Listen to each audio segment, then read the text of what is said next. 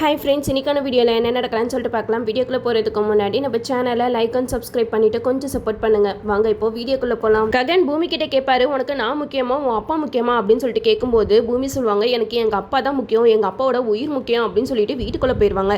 இதை கேட்டதுமே ககன் வந்து உடஞ்சி போயிடுவார். அப்போ நான் உனக்கு முக்கியம் இல்லைல்ல அப்படின்னு சொல்லிட்டு அந்த கோவத்தில் அங்கேருந்து கிளம்பி போயிடுவார். பூமி சொன்னதை நினச்சி ககன் வந்து ரொம்ப டென்ஷனாக இருப்பாங்க. அதனால ட்ரிங்க்ஸ் பண்ண ஆரம்பிச்சிருவாங்க. ட்ரிங்க்ஸ் பண்ணிவிட்டு காரை ஓட்டிட்டு அவங்க வீட்டு முன்னாடி போயிட்டு காரை பாட்டுவாங்க.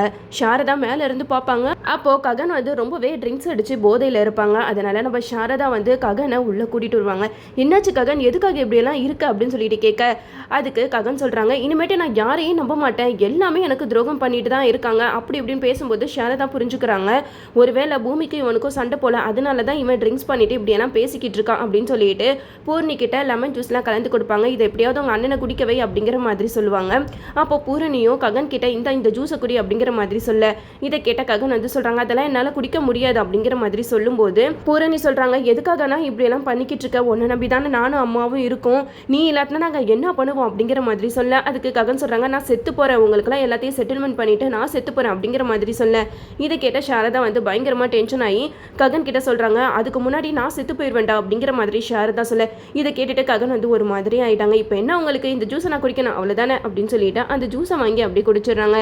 அந்த ஜூஸை குடிச்சதுமே வாமிட் பண்ணிடுறாங்க. அப்போ பூர்ணி வந்து டாக்டருக்கு ஃபோன் போட்டு டாக்டரை வர வைக்கிறாங்க. அப்போ ககனை செக் பண்ணி பார்த்துட்டு டாக்டர் சொல்றாங்க, இவர் ரொம்ப ஸ்ட்ரெஸ்ல இருக்காரு, கொஞ்சம் ரெஸ்ட் எடுத்தா சரியா போயிடும், ஏதாவது பெரிய பிரச்சனைனா சொல்லுங்க, நான் வந்து பார்க்குறேன் அப்படிங்கிற மாதிரி சொல்லிட்டு போயிடுவாங்க. இந்த சைடு நம்ம சாரதா வந்து இதெல்லாம் இப்படியே விட்ட வேலைக்காவது, ககன் வந்து ரொம்ப பூமியை நினைச்சு ஃபீல் பண்ணிக்கிட்டு இருக்கான், இப்படியே போனால் நம்ம பையன் ரொம்ப வீணா போயிடுவான் அப்படின்னு சொல்லிட்டு ககனுக்காக சாரதா சந்திரா கிட்ட கல்யாணத்தை பற்றி பேசி பார்ப்போம் அப்படின்னு சொல்லிட்டு சந்திராவுக்கு ஃபோன் பண்ணுறாங்க.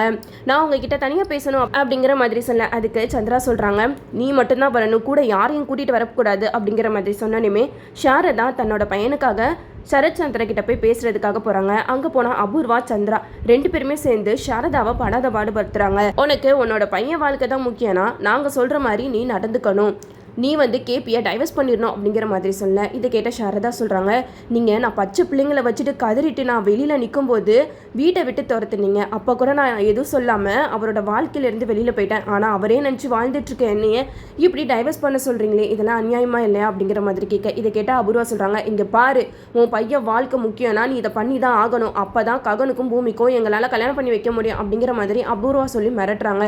இது ஃபுல் அண்ட் ஃபுல் அபூர்வாவோட சதி தான். சந்திராவும் அபூர்வாவோட பேச்சு ரொம்ப பண்ணிக்கிட்டு இருக்காரு. இந்த சைடு சாரதா வந்து தன்னோட பையன் வாழ்க்கை தான் முக்கியம், அவனுக்காக நான் எதை வேணாலும் தியாகம் பண்ணுவேன் அப்படின்னு சொல்லிட்டு டைவர்ஸ்க்கு ஒத்துக்கிறாங்க.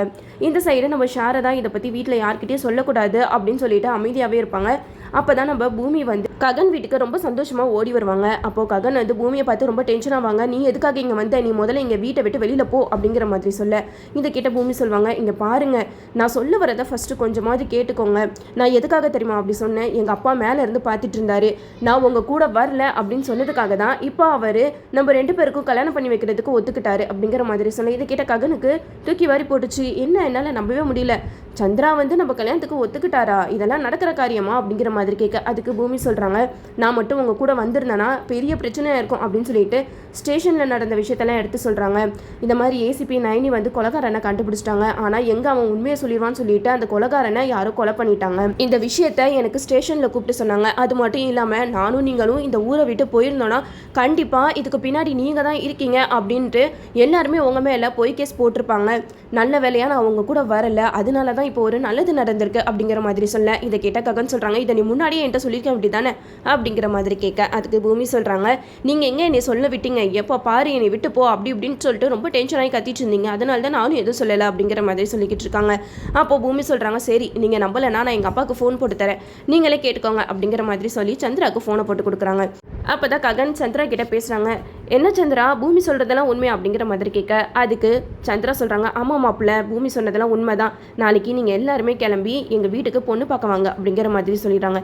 இதை கேட்டதுமே நம்ம ககன் சொல்கிறாங்க, இதெல்லாம் நாடகமா இல்லை உண்மையாகவே நீங்கள் ஒத்துக்கிட்டீங்களா அப்படிங்கிற மாதிரி கேட்க, அதுக்கு சந்திரா சொல்கிறாங்க, பெத்த பொண்ணு கண்ணீரோட வந்து நிற்கும்போது அவளோட ஆசைகள் அவளோட எதிர்பார்ப்புக்கு முன்னாடி என்னோட வீரம் இன்னும் பெருசு கிடையாது, என் பொண்ணுக்காக நான் எதை வேணாலும் செய்ய தயாராக இருக்கேன் அப்படிங்கிற மாதிரி சொல்லிடுறாங்க.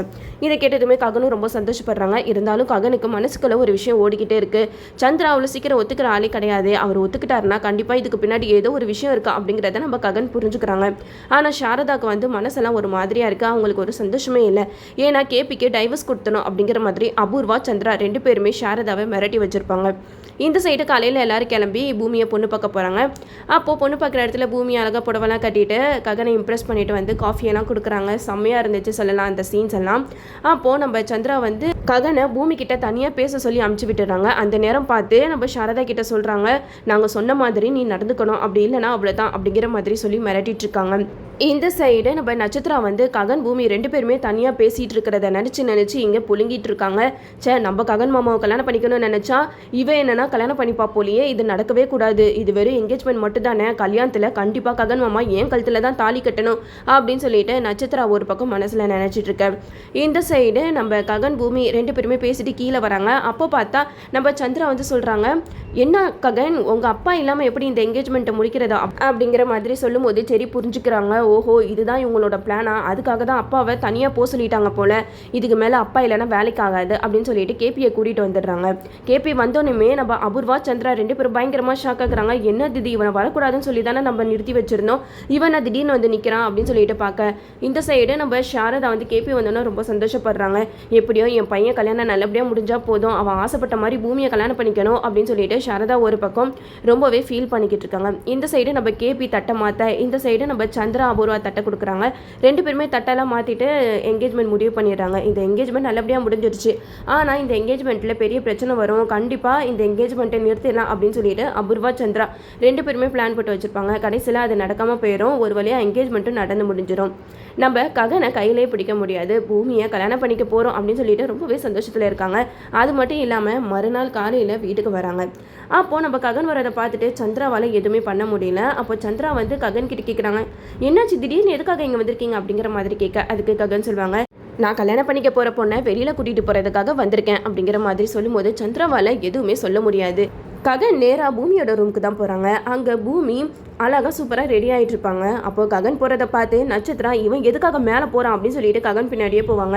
அப்போ தான் நம்ம பூமி கூட ககன் வந்து ரொம்ப ஜாலியாக பேசிக்கிட்டு இருப்பாங்க. இதை பார்த்ததுமே நம்ம நட்சத்திராவுக்கு செம்ம கடுப்பாக இருக்கும். நம்ம இருக்க வேண்டிய இடத்துல இப்போ இவ இருக்காளே, இவளோட கல்யாணத்தை எப்படியும் நம்ம நடத்த விடக்கூடாது, மம்மி கிட்ட சொல்லி எப்படியாவது ககன் பூமியை பிரிச்சே ஆகணும். என்னால் இதெல்லாம் பார்த்துட்டு சும்மா இருக்க முடியாது. பேசாமல் பூமிக்கும் செடிக்கும் கல்யாணத்தை பண்ணி வச்சா மட்டும்தான் ககன் மாமா எனக்கு கிடைப்பாரு. நம்ம அப்பா கிட்ட எப்படியாவது பிரைன் வாஷ் பண்ணி பூமிக்கும் ககனுக்கும் கல்யாணம் நடக்க போகிற நேரத்தில் செடியை மாப்பிள்ளையாக உட்கார வச்சிட வேண்டியதுதான். கடைசி நேரத்தில் மாப்பிள்ளை மாறினாங்கன்னா யாராலையும் எதுவும் செய்ய முடியாது. கண்டிப்பாக ககன் மாமா இந்த இடத்துல ஏமாந்து தான் போவாங்க. வேறு வழி இல்லாமல் அவருக்கு ஜோடியாக நான் தான் வந்து சேருவேன் அப்படிங்கிற மாதிரி நட்சத்திரா ஒரு பக்கம் நினச்சிக்கிட்டு இருக்காங்க. இந்த சைடு நம்ம ககன் வந்து பூமியை கூட்டிகிட்டு ரொம்ப ஹாப்பியாக வெளியில் கிளம்பிக்கிட்டு இருக்காரு.